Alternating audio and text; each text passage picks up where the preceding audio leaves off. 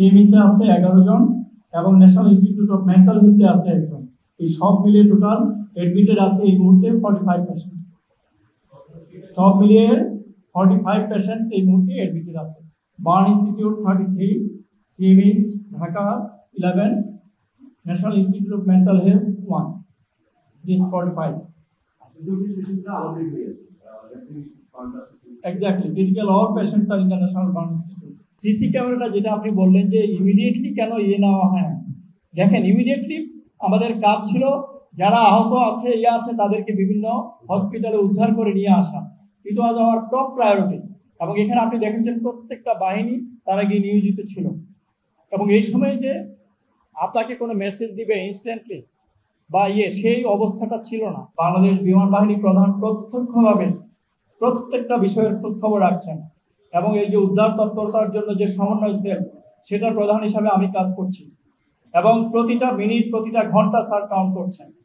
এবং আমরা এটুকু বলতে পারি যে বিমান বাহিনীর প্রত্যেকটা সদস্য প্রতিটা ঘাঁটি আমরা নিহতদের পরিবারের পাশে যাচ্ছি, আহতদের পরিবারের পাশে যাচ্ছি এবং এটা কন্টিনিউ করবো আমরা যতদিন প্রয়োজন হয়। আমি আপনাদের প্রতি ডিউ রেসপেক্ট রেখে বলবো, আপনারাও জানেন এখন অনেক কিছু অনুমান নির্ভর কিন্তু আসছে। তো আমরা যদি, যেহেতু আমাদের অলরেডি বলেছে উচ্চ পর্যায়ের একটা তদন্ত অলরেডি চলমান, প্রত্যেকটা বিষয় আমাদের এই তদন্ত প্রক্রিয়া চলে আসবে এবং অনুমান নির্ভর কোনো কিছু যে আমরা করব না সেই বিষয়টা আমরা আশা করি আপনারাও সহযোগিতা করবেন এবং আপনারা ইতিমধ্যে করছেন।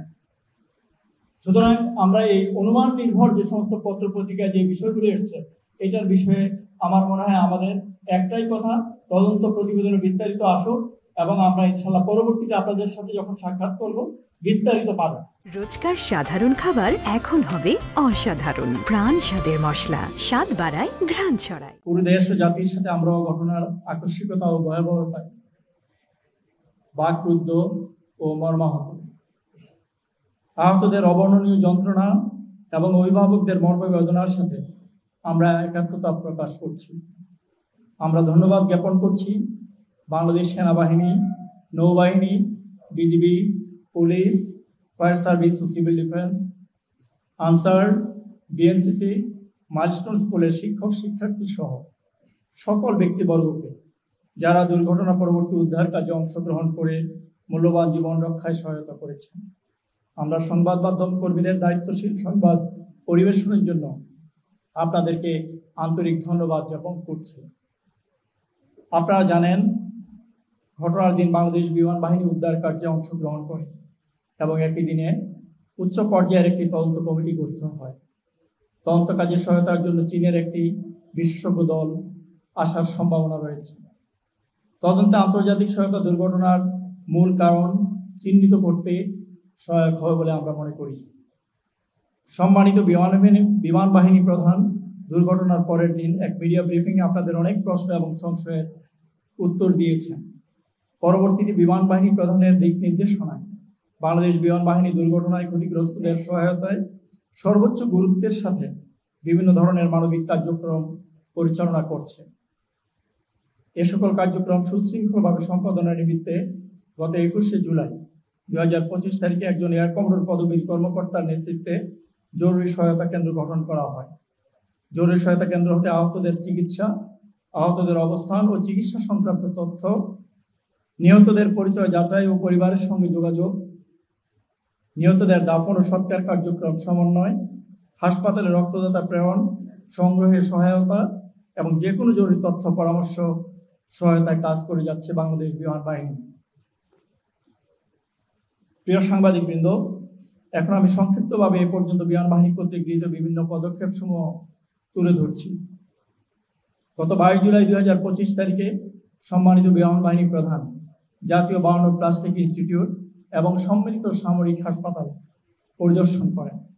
তিনি আহত শিক্ষার্থী, শিক্ষক, কর্মচারী, অভিভাবক সহ বিমান বিধ্বস্ত ঘটনা পরবর্তী উদ্ধার অভিযানে সকল সামরিক, অসামরিক ও স্বেচ্ছাসেবক সদস্য সহ যারা আহত হয়েছেন তাদের চিকিৎসা ব্যবস্থাপনা পর্যবেক্ষণ করেন এবং সঠিক চিকিৎসা প্রদানে গুরুত্ব আরোপ করেন। হাসপাতাল সময়ে বাংলাদেশ বিমান বাহিনীর সমন্বয় সেল আপনারা ইতিমধ্যেই হয়তো জেনেছেন বাংলাদেশ বিমান বাহিনী জাতীয় বার্ন প্লাস্টিক ইউনিটে এবং সম্মিলিত সামরিক হাসপাতালে দুটি সমন্বয় সেল স্থাপন করেছে। উক্ত সেলের মাধ্যমে চিকিৎসাধীন আহতদের চিকিৎসা বিষয়ক সহায়তা, চিকিৎসার অগ্রগতি পর্যবেক্ষণ, আহতদের অ্যাটেন্ডেন্টদের সুযোগ সুবিধার খোঁজ নেওয়া, যে কোনো সহায়তা নিশ্চিতকরণ এবং নিহতের মরদেহ দাফন ও সৎকার কাজে যাবতীয় সহায়তা প্রদান কার্যক্রম আমরা পরিচালনা করছি।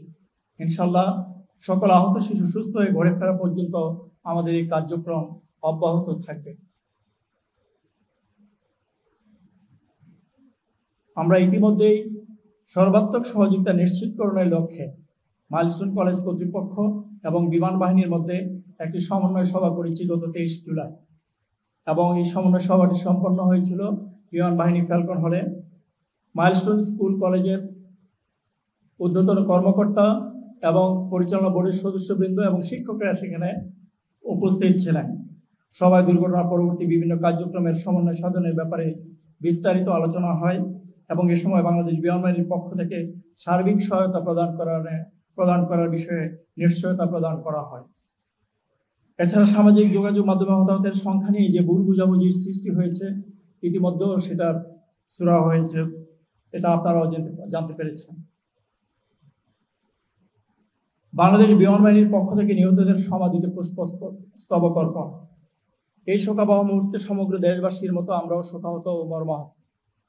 নিহতদের প্রতি শ্রদ্ধা ও পরিবারের পাশে সহমর্মিতা জানাতে বিমান বাহিনী প্রধানের পক্ষ থেকে নিহতদের সমাধিস্থলে পুষ্পস্তবক অর্পণ, সামরিক কাজের সম্মান প্রদর্শন এবং বিশেষ দোয়ার উদ্যোগ নেওয়া হয়। প্রথমে মানবিকতা, সাহসিকতা ও দায়িত্ববোধের এক উজ্জ্বল দৃষ্টান্ত শ্রদ্ধেয় শিক্ষিকা মাহরিন চৌধুরী ও শিক্ষিকা মাসুকা বেগমের সমাধিতে পুষ্পস্তবক অর্পণ করা হয়। ইতিমধ্যে আমরা 17 জনের সমাধিতে পুষ্পস্তবক অর্পণ ও সম্মান প্রদর্শন করতে পেরেছি এবং এরই ধারাবাহিকতায় অন্যান্য সমাধিতেও বাংলাদেশ বিমান বাহিনীর পক্ষ থেকে পুষ্পস্তবক অর্পণ এবং সম্মান প্রদর্শন করা হবে। আমরা প্রতিটি ক্ষতিগ্রস্ত পরিবারের পাশে দাঁড়াতে বদ্ধপরিকর।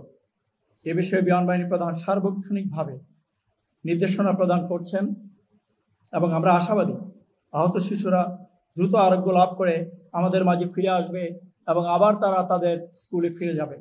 এ ব্যাপারে বাংলাদেশ বিমান বাহিনী ক্ষতিগ্রস্তদের পাশে সর্বদা রয়েছে এবং থাকবে। প্রিয় সাংবাদিকবৃন্দ, আমরা ইতিমধ্যে একটা মেডিকেল ক্যাম্প স্থাপন করেছি মাইলস্টোন কলেজে, সেখানে আহতদের চিকিৎসা প্রদানের জন্য। আজকে থেকে এই ক্যাম্পটি চালু হয়েছে। সকল ছাত্র ছাত্রী, অভিভাবকবৃন্দ এবং যারা আহত হয়েছেন, আমাদের এই সেবা কার্যক্রমটা যতদিন প্রয়োজন হয় ততদিন সেখানে চলমান থাকবে। সাম্প্রতিক দুর্ঘটনায় হতাহতদের জন্য বাংলাদেশ বিমান বাহিনী বিভিন্ন অফিসার্স মেস এবং বিভিন্ন সাইন কলেজ এবং বিভিন্ন ইনস্টিটিউটে দোয়া এবং মোনাজাতের আয়োজন করা হয়। এরই ধারাবাহিকতা গত 25 জুলাই 2025 তারিখে বিমান বাহিনী ঘাঁটি AKR, যেটা আপনারা জানেন কুর্মিটোলায় অবস্থিত, সেখানে দোয়া এবং মাহফিলের আয়োজন করা হয়। এই দোয়া মাহফিলে সম্মানিত সেনাবাহিনী প্রধান, বিমান বাহিনী প্রধান, সাবেক বিমান বাহিনী প্রধানগণ, সশস্ত্র বাহিনীর ঊর্ধ্বতন কর্মকর্তা বৃন্দ, মরহুম ফ্লাইট লেফটেন্যান্ট তৌকির ইসলামের শোক সন্তপ্ত পরিবার এবং মাইলস্টোন স্কুল কলেজের শিক্ষক শিক্ষার্থী এবং অভিভাবকগণ অংশগ্রহণ করেন।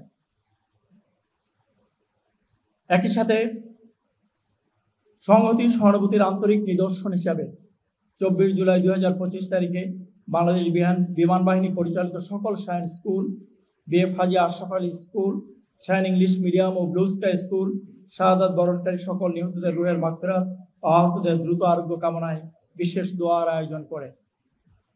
এছাড়াও গত 26 জুলাই 2025 শনিবার BF shine college Dhaka, BF shine college Kurmitola এবং অন্যান্য শাইন কলেজের মাধ্যমে শিক্ষক মন্ডলীদের সমন্বয়ে দুটি প্রতিনিধি দল Uttara milestone school and college campus পরিদর্শন করেন এবং কলেজ কর্তৃপক্ষের নিকট তাদের শোক বার্তা পৌঁছে দেন।